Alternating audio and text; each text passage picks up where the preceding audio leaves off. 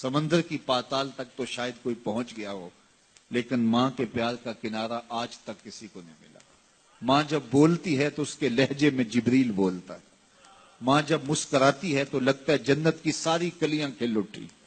اللہ نے اس کے سینے میں وہ درد، وہ درد، وہ محبت، وہ الفتوں کا ایک جہاں آباد کر دیا ہے۔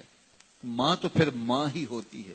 اس کے سینے میں رکھا ہوا پیار تو ایک عجیب کائنات ہے، تڑپتی ہوئی ممتا ایک الگ ہی جہان ہے۔ کبھی آپ نے دیکھا ہو کہ بچہ گھر سے نکلتا ہے، دنیا کی بڑی بڑی دانشگاہوں میں اس کا انتظار ہو رہا ہوتا ہے، لوگوں کو عقل و بینش سکھانے جا رہا ہوتا ہے، اس کی ایک ایک بات کو لوگ موتیوں کی طرح جھولیوں میں ڈالتے ہیں، اور دنیا کی دانشگاہوں میں، یونیورسٹیوں میں اور درسگاہوں میں لوگ اس کے موتیوں جیسے جملے سننے کے لیے بےتاب ہوتے ہیں کہ یہ عقل و بینش کا مرکہ ہے، یہ فہم و ادراک کا پہاڑ ہے، اس کی باتیں زندگی گزارنے کا گر سکھاتی ہیں، تو لوگ سیکھنے کے لیے جمع ہوتے ہیں۔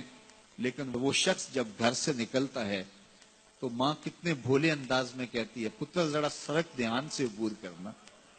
جو دنیا کو عقل و بینش کا سبق سکھانے جا رہا ہے، اس کو یہ بھی نہیں پتا کہ سڑک کیسے عبور کرنی ہے۔ لیکن ماں کے پیار کا روپ ہے، یہ ماں کی محبت کا تیور ہے، یہ اس کی الفت کے رنگ ہیں۔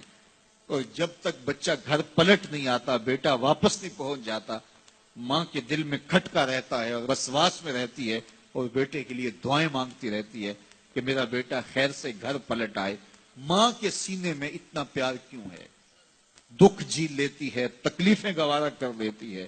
غریب مائیں تو بیٹوں اور بیٹیوں کا پیٹ پالنے کے لیے کسی کے گھر کے برتن بھی مانجنے پڑیں تو اس سے بھی گریز نہیں کرتی، تکلیفیں سہ لیتی ہیں، اذیتیں گوارا کر لیتی ہیں، لوگوں کی غلامیاں قبول کر لیتی ہیں۔ مائیں اپنی اولاد کے لیے کیا کچھ نہیں کرتی۔ ماں کو اپنی اولاد سے اتنا پیار کیوں ہے؟ ایک ہی جواب ہے، اس لیے کہ ماں نے اولاد کو جنم دیا ہے۔ میرے جملے کو دل کے کانوں سے سننا، جس ماں نے جنم دیا ہے وہ اتنا پیار کرتی ہے، تو جس رب نے خلق کیا ہے وہ کتنا پیار کرتا ہے۔ جنم دینے والی کے پیار کا ٹھکانہ کوئی نہیں، تو جو خلق کرنے والا ہے اس کے پیار کا اندازہ کون کر سکے؟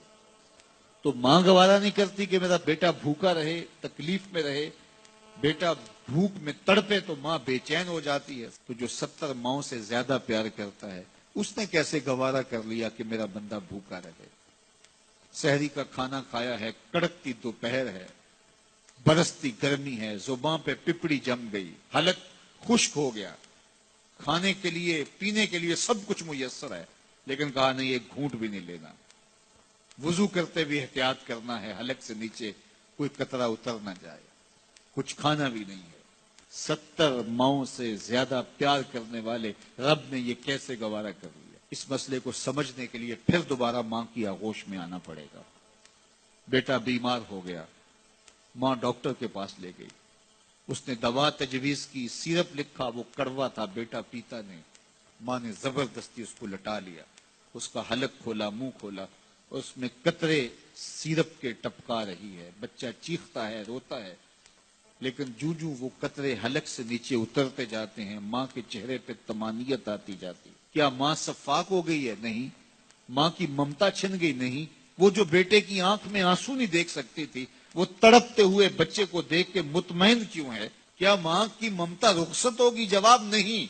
تو پھر کیوں ماں اتنی خوش ہے؟ کہا بیٹا نہیں جانتا، ماں جانتی ہے، چند لمحوں کی تکلیف ہے، کچھ لہجوں کی کڑواہٹ اور تلخی ہے، لیکن یہ سیرپ جب معدے میں اترے گا تو نتیجہ شفا کی صورت میں برآمد ہوگا۔ ماں کی نگاہ اس کڑوے سیرپ پہ نہیں، ماں کی نگاہ نتیجے پہ ہے۔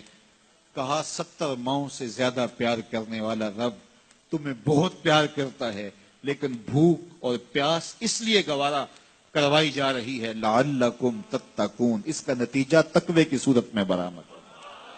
تمہیں اتقاء کی دولت ملے گی، تم تقوی کا نور پالو گے۔ اس لیے یہ مہینہ ایک موقع ہے، ایک فرصت ہے، ہم اس فرصت کو غنیمت جانیں اور اپنے نفس کو قابو میں کریں۔ روزہ ہمیں بہت کچھ سکھاتا ہے، اس سے وہ سب کچھ سیکھیں اور اپنے من کو سنوارنے کی کوشش کریں، تو جب ہم تقوی کی دولت پالیں گے تو روزے کا مقصود حاصل ہو جائے گا۔